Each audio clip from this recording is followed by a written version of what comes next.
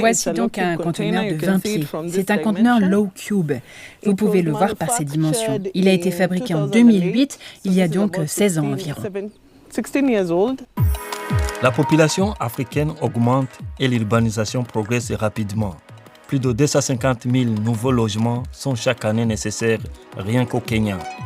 Les conteneurs maritimes recyclés pourrait aider à résoudre le problème du logement et offrir une alternative aux matériaux de construction à fort impact environnemental tels que le bois et le béton. Grace Odhiambo rachète des conteneurs maritimes déclassés et les transforme. Après avoir récupéré les conteneurs à Mombasa, nous les transportons jusqu'à Nairobi, là où se trouve notre siège. Quand un client a un besoin, il fait son choix, nous lui proposons ensuite un projet, il peut verser un premier acompte et nous lançons la réalisation. C'est une option peu coûteuse par rapport à la construction d'une maison.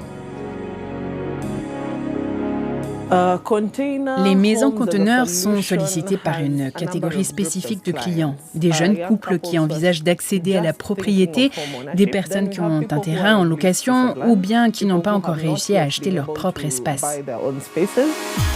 Cela fait longtemps que les conteneurs sont utilisés comme solution de logement provisoire un peu partout dans le monde.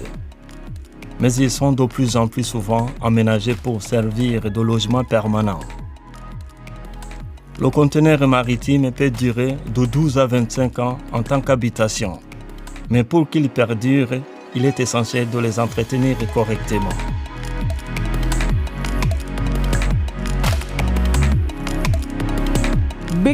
La meilleure manière d'entretenir des containers, surtout en l'absence de revêtement extérieur, c'est de les peindre par pulvérisation.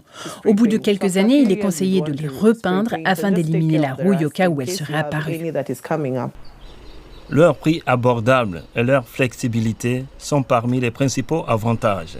Et pour de nombreux acheteurs, la rapidité avec laquelle ils peuvent être réhabilités est un autre atout.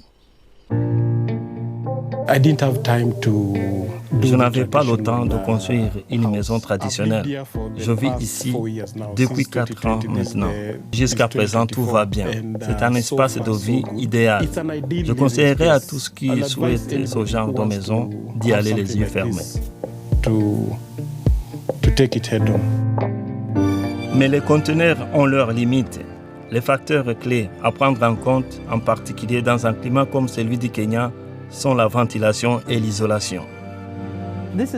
Voici un projet en cours. Il s'agit d'un conteneur de 40 pieds destiné à devenir un bureau. Nous avons déjà isolé les murs. En dessous de l'isolation en plâtre, on a un isolant en mousse de polystyrène. Nous utilisons également de la laine de roche dans certains cas. Nous avons aussi réalisé le câblage électrique et installé les fenêtres en aluminium ainsi que des grilles. Selon Grace Odhiambo, pour garantir la stabilité de la structure, une conception intelligente est essentielle, mais aussi une évacuation efficace de la chaleur et une luminosité maximale. Convertir les conteneurs en logements reste encore un projet en devenir, mais un projet à fort potentiel.